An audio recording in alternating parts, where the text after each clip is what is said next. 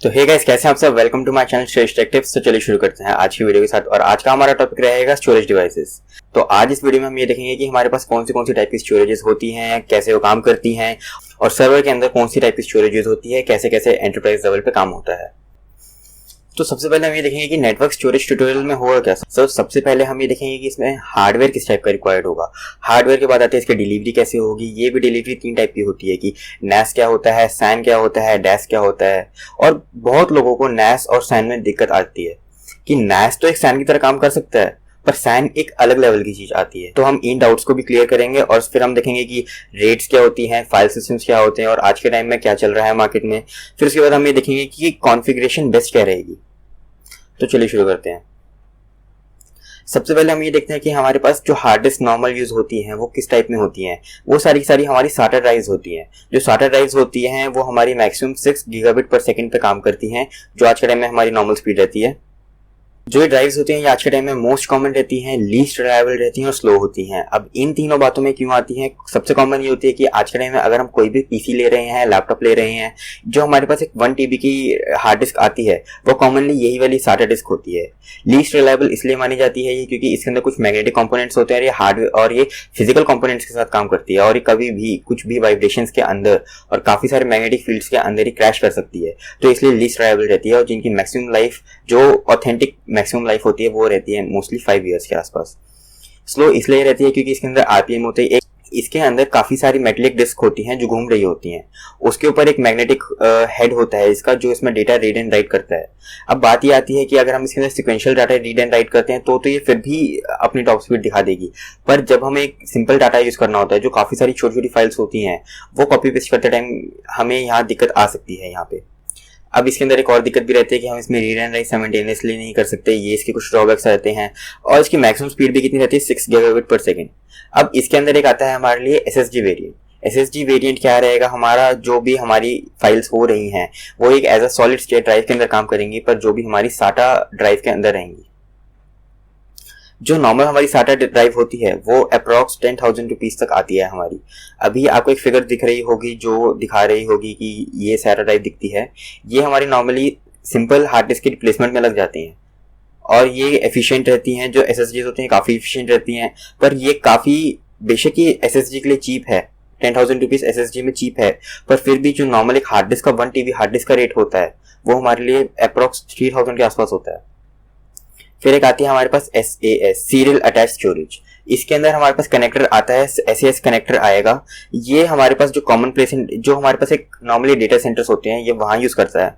और इसके अंदर जो एरर चेकिंग होती है, जब ये हार्ड डिस्क क्रैश होने वाली हो या फिर जो इसके अंदर कुछ भी जो इसके अंदर एरर्स बने हुए हैं या किसी में भी कोई भी दिक्कत आती है, ये ऑटोमेटिकली डिटेक्ट कर लेती है हमारे पास। ये जो चल रही होती है 15,000 RPM पे चल रही होती है। RPM यहाँ पे रहेगा हमारे लिए रोटेशन पर मिनट। अब ये वाली बात रहती है कि हम इसमें रीड एंड राइट साइमल्टेनियसली कर सकते हैं, इसीलिए ये हम एंटरप्राइज लेवल पे मान सकते हैं। और एक बार, और ये होती है हमारी 12 गीगाबिट पर सेकंड की स्पीड से चलेगा कनेक्शन इसका। और जो इसकी 800 GB SSDs होती हैं ये अप्रॉक्स 35,000 रुपीज रहेगी। उसके बाद बात आती है हमारे पास NVMe की। ये होती है नॉन वोलेटाइल मेमोरी एक्सप्रेस। ये आज के टाइम में जो सबसे प्रीमियम सीरीज चल रही है स्टोरेज डिवाइसेस के लिए, ये वहाँ यूज होती है। तो बेसिकली देखा जाए, ये आज के टाइम में सैमसंग एक ऐसी कंपनी है जो मास प्रोड्यूस कर रहे हैं इन SSDs को। अब ये वाली बात आती है, जितनी भी SAN होता है, जो हमारी स्टोरेज एरिया नेटवर्क होता है, ये वहाँ पे कॉमनली यूज की जा रही है। ये काफ़ी मतलब रिलायबल भी रहती है, फास्टेस्ट रहती है, क्योंकि इसके अंदर हमारी जितना भी डेटा होता है, जो हमारे NAND स्टोरेज डिवाइसेस होते हैं उसके अंदर काम कर रहा होता है, NAND यूज कर रहा होता है। और तभी 16 to 32 गीगाबिट पर सेकेंड, मतलब कि हमारे पास 2000 to 3000 मेगाबाइट पर सेकेंड या फिर अप्रॉक्स 2 to 3 GB गीगाबाइट पर सेकंड की स्पीड कर सकता है। हम इसमें रीड एंड राइट कंटिन्यूसली भी कर सकते हैं। और जो इसकी बैंडविड्थ रहेगी, ये वाली बात रहती है कि एक टाइम पे कितना लोड ले सकता है। क्या ये 24 आवर्स अपनी पूरी कैपेबिलिटी पे यूज कर सकता है? हाँ, ये कर सकता है यहाँ पे। अब जो हम एक देख सकते हैं सैमसंग का जो एक बहुत कॉमन वेरिएंट है 970 EVO, वो यहाँ पे अप्रॉक्स 17 to 18,000 का आता है, जो हमारे पास NVMe वेरिएंट रहेगा उसका। जो हमारे पास एक एंटरप्राइज लेवल पे NVMe यूज होती है वो हमारे पास 1.25 लाख रुपीज की आती है। अब एक बात रहती है कि हम इनकी डिलीवरी कैसे कर सकते हैं, जो स्टोरेज टाइप रहती है और उनके सबके टाइप्स। जो हमारे पास एक नेटवर्क अटैच स्टोरेज होती है वो क्या काम करती है। नेटवर्क अटैच स्टोरेज क्या होगा, एक अगर सिस्टम है हमारे पास जो सिर्फ एक हमारा एज अ सर्वर काम कर रहा है, स्टोरेज सर्वर काम कर रहा है, हम उसको एक डेडिकेटेड आईपी दे देंगे और जितनी भी हमारी ट्रांजेक्शंस हो रही होंगी, जितनी भी हमारा डेटा अप डाउन हो रहा होगा, उस पर्टिकुलर स्विच के थ्रू ही हो रहा होगा, मतलब उस पर्टिकुलर आईपी के थ्रू हो रहा होगा। अब दिक्कत ये रहती है जब हमारे पास काफी सारे नेटवर्क, जब हमारे पास एक ही नेटवर्क में काफी सारे डिवाइसेस यूज हो चुके होते हैं, तो यहाँ पे कंजेशन क्रिएट हो चुकी है। कंजेशन क्या होता है, जब काफी सारे पैकेट्स इकट्ठे पास होने वाले होते हैं, पर जो हमारा थ्रॉटल लिमिट होती है, जो हमारी स्विच की हो गई या किसी भी चीज की थ्रॉटल लिमिट होती है, जब वो पूरी आ जाती है फिर हमें दिक्कत हो सकती है यहाँ पे। और अगर हमारे पास फॉर एग्जांपल हमारे पास एक होम लैब है, अगर हम इसे होम लैब में सेटअप कर देते हैं तो ये जितने भी डिवाइसेस हमारे सर्वर के अंदर कनेक्ट होंगे, ये उन सबसे कॉल कर पाएगा, उन्हें ये उन सबके ऊपर चल पाएगा। अब एक बात आती है हमारे पास direct attach storage. Direct attach storage क्या होती है हमारी, ये हमारी जो नॉर्मल हार्ड डिस्क हो गई, हमारी पेन ड्राइव्स हो गई, ये उनके लिए यूज होता है। ये हमारे पास ये होता है जो हम कैरी भी कर सकते हैं और इनके लिए कोई आईपी की जरूरत नहीं होती, किसी भी नेटवर्क की जरूरत नहीं होती। ये सबसे कॉमन फॉर्म ऑफ स्टोरेज है जो हम आज तक यूज करते आ रहे हैं। अगर हम इस मल्टीपल डिवाइसेस में यूज करना है तो हमें इसे प्लग एंड प्ले करना पड़ेगा हर एक डिवाइस के अंदर, ये हम मल्टीपल डिवाइसेस में इकट्ठे अटैच नहीं कर सकते।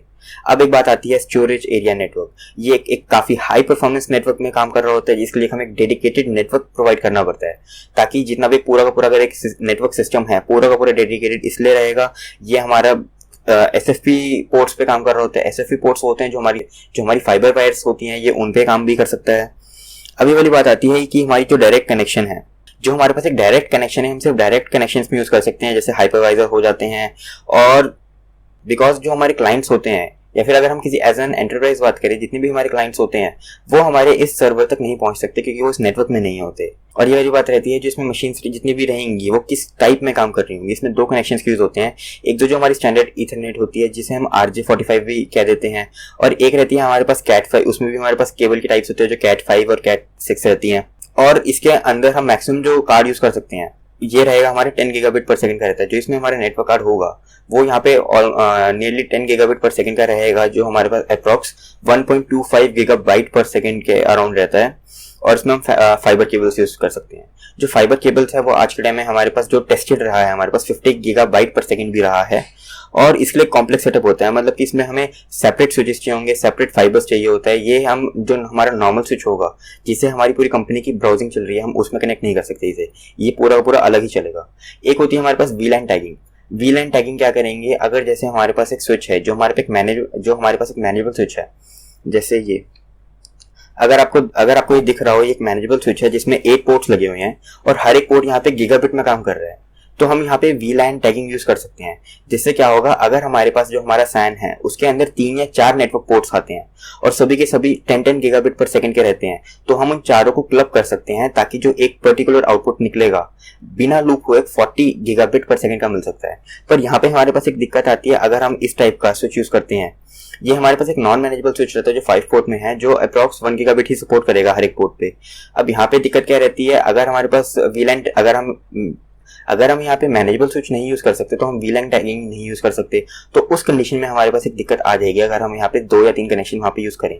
अब आती है बात की रेड्स एंड फाइल सिस्टम्स क्या होते हैं जो डेटा स्टोरेज के लिए काम करते हैं। तो जो रेड होती है, जो टिपिकली सबसे पहले हमें एक हार्डवेयर रेड यूज करनी पड़ेगी जो भी डिवाइसेस होंगे। अब जैसे एक रेड कार्ड होता है जो भी हमारी मल्टीपल हार्ड डिस्क को कनेक्ट करने में हमारी हेल्प कर सकता है, तो उसके लिए हमें ये रेड यूज करनी पड़ती हैं। एक आता है हमारे पास ZFS, वो होता है Z फाइल सिस्टम, जो जर्मन से आया है, Z वर्ड, और ये हम कहीं भी बिना रेड के यूज कर सकते हैं। और जो रेड रहेगी, रेड्स हमें एक पर्टिकुलर फाइल जो हमारे पास जितनी भी हार्ड डिस्क होंगी जो भी एक रेड के अंदर काम कर रही होंगी, वो हमारे पास एक पर्टिकुलर टाइप की होनी चाहिए, जो उनकी फिजिकल प्रॉपर्टीज है वो भी सेम होनी चाहिए, और उसमें हम कोई भी मिसमैच नहीं कर सकते। ये नहीं है कि हम 3 हार्ड डिस्क एक कंपनी के लगाएं, 3 हार्ड डिस्क एक कंपनी के लगाएं, तो वो हमें लॉन्ग टर्म में दिक्कत दे सकता है। पर ZFS के अंदर हम मिसमैच भी कर सकते हैं, हम काफी कुछ कर सकते हैं उसके अंदर। रेड्स के अंदर भी काफी टाइप की रेड्स होती हैं, red 0, red 1, red 5, red 6, red 10। तो अभी सबसे पहले मैं आपको बताता हूँ रेड 0 क्या होती है। रेड 0 में क्या होता है, अगर हमारे एक सर्वर के अंदर 4 हार्ड डिस्क कनेक्ट हैं तो चारों में कोई भी डेटा की रेप्लिकेशन नहीं होगी, सब में डेटा अलग अलग होगा, जैसे डेटा 1, डेटा 2, डेटा 3, डेटा 4। और जैसे हम रेड 1 में आ जाएंगे और यहाँ पे अगर हमारे पास 2 हार्ड डिस्क आती हैं 1 TB की, तो दोनों में सेम ही डेटा स्टोरेज हो रही होगी। इसमें कोई भी इसमें सिर्फ एक ही हार्ड डिस्क पूरी रेप्लिकेट हो जाएगी, तो इसमें हमें 50% जो हमारी एफिशिएंसी आएगी वो आएगी। अब रेड 10 क्या है, रेड 10 जो कॉमनली यूज होती है एंटरप्राइज लेवल पे डेटा सेंटर्स में, वो क्या करता है, वो उसमें 4 हार्ड डिस्क यूज होंगी, उसमें क्या होगा, जैसा आप इमेज में देख सकते हैं कि यहाँ पे RAID 1 और RAID 0 का कॉम्बिनेशन बना हुआ है। RAID 0 में क्या होगा, सारा का सारा डेटा सिंगल कॉपी बनाएगा, पर RAID 1 क्या करेगा, उस पूरे के पूरे स्टैक की ही एक दूसरी कॉपी बना देगा। तो ये आती है हमारे पास RAIDs का। अब एक बात आती है कि RAID जो रहता है वो हमारा हार्डवेयर स्पेसिफिक में रहता है। जो हमारा एक RAID कार्ड होता है जिसके थ्रू हम जितनी भी हार्ड डिस्क होती है वो हम कनेक्ट करेंगे, अगर वो ही हमारे पास एक डैमेज हो चुका है या फिर अगर वो हम मदरबोर्ड का इनबिल्ट यूज कर रहे हैं, अगर वो ही क्रैश हो चुका है और हमारा सारा का सारा डेटा एड्रेस के फॉर्म में RAID में जो हमारा सारा का सारा डेटा एड्रेस की फॉर्म में स्टोर हुआ है, वो सारा का सारा डेटा हमारे लिए डेटा लॉस भी क्रिएट कर सकता है। हमें उससे बचने के लिए क्या करना है, यहाँ पे अगर हो सके तो हम एक एक्सटर्नल RAID कार्ड यूज करें। जो हमारे पास एक मदरबोर्ड का इंटरनल RAID कार्ड होता है, अगर हमने वो यूज किया और वो क्रैश कर गया तो हमें same to same RAID card वहां पे यूज करना पड़ेगा डेटा को रिट्राइव कराने के लिए, वरना हमारे पास डेटा लॉस की बहुत चांसेस हो जाएंगे। अब एक बात रहती है कि हम लोकली कौन से फाइल सिस्टम्स यूज करते हैं।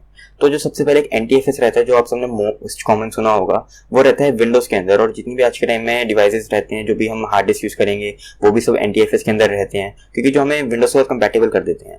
अब एक रहता है हमारे लिए ext4। जितने भी हमारी उबुंटू रहती हैं, जितनी भी हमारी कोई भी लिनक्स है, वो सारी की सारी ext4 में काम कर रहे होंगे। और ये काफी बड़ी इंप्रूवमेंट के साथ आता है जो NTFS ऊपर रहती है। पर इसके अंदर NTFS अगर हम यूज कर रहे हैं तो उसका एक बैकलॉग भी है कि NTFS के साथ अगर हम NTFS OS के अंदर हैं तो हम ext4 फाइल को नहीं रीड कर सकते। ये हमारे लिए एक बहुत दिक्कत है। अब एक आती है हमारे पास ZFS RAIDs का सिस्टम ही खत्म कर देती है और ये एक बहुत सुपीरियर सिस्टम रहता है बाकी सबसे। अब बात ये रहती है कि आज के टाइम में हम ZFS के ऊपर डायरेक्टली लिनक्स या विंडोज नहीं इंस्टॉल कर सकते। उसके लिए हमें बीच में एक थोड़ी दिक्कत रहती है।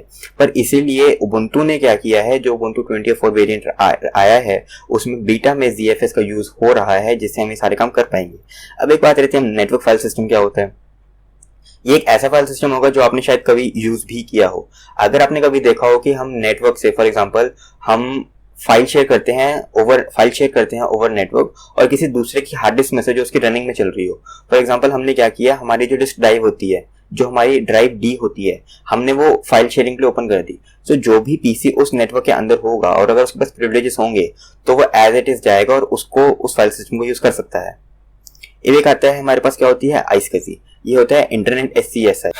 ये क्या होगा, जो हमारी NFS होगी इसे ओवर नेटवर्क ले जाएगा ताकि हम किसी रिमोट लोकेशन पर भी जाके वहां से डेटा शेयरिंग कर पाए। बेसिकली इसका यूज यही रहता है। अब एक बात रहती है कि हमारे पास फास्टेस्ट सिस्टम सेटअप्स क्या होंगे, जो बिजनेस स्टोरेज रहेगा। अब ये वाली बात रहती है कि आज के टाइम में जितने भी बिजनेस नेटवर्क्स हैं उन सब में मोस्टली SATA टाइप्स ही यूज होती हैं या फिर SAS यूज होती हैं। उनमें NVMe का यूज नहीं होता क्योंकि वो एक बार को बहुत ज्यादा कॉस्टली पड़ जाएगा और इस वजह से वो नहीं यूज कर पाते सिस्टम्स। अब ये रहता है कि हमारा जितना भी रहेगा SAN सेटअप रहेगा जो एक SFP पोर्ट्स के थ्रू यूज होगा।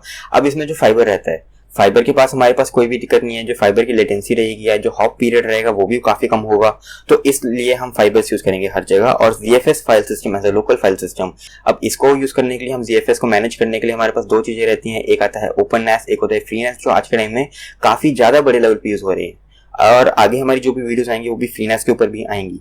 अब एक बात रहती है कि हमें होम स्टोरेज में क्या यूज करना चाहिए। जो होम स्टोरेज होगा हमारे लिए ये होगा बजट फ्रेंडली होगा। तो इसमें हमारे लिए जो NAS सेटअप होगा जो गीगाबिट स्विच पे होगा, जैसे मैंने आपको गीगाबिट स्विच दिखाया था, इससे हम एक होम सेटअप कर सकते हैं। क्योंकि जितने भी, अगर हम इसे 20 गीगाबिट पे भी कर देते हैं, अगर हम इसे 2 गीगाबिट पर सेकंड पे भी सेट कर देते हैं तो भी हमारा काफी अच्छा काम चल जाएगा। अब एक बात रहती है SMB फाइल शेयरिंग क्या होती है। SMB फाइल शेयरिंग वो होती है जो हम डायरेक्ट सिस्टम के थ्रू भी हम एक सर्वर से कॉल करके उसे कर सकते हैं। फॉर एग्जांपल, अगर हमारे पास एक सर्वर डायरेक्टली लोकल में ही कनेक्ट है, लोकल एरिया नेटवर्क में कनेक्ट है, हम डायरेक्ट उसको कॉल कर सकते हैं, उसके ID पासवर्ड जो भी रहेगा उसे लॉगिन करके वहां से डायरेक्ट फाइल डाउनलोड कर सकते हैं। तो यही रहता है हमारा सब कुछ। तो यही रहती है हमारी सारी वीडियो, जो हमारी नेटवर्क टाइप्स, यही रहते हैं हमारी सारी स्टोरेज टाइप्स जो भी हम यूज कर सकते हैं। ये हमारा ऑन नेटवर्क भी रह सकता है और डायरेक्ट स्टोरेज में भी रह सकता है। तो please subscribe to my channel और नेक्स्ट वीडियो जो रहेगी वो भी हमारी नेटवर्क के रिलेटेड ही रहेगी। Thank you.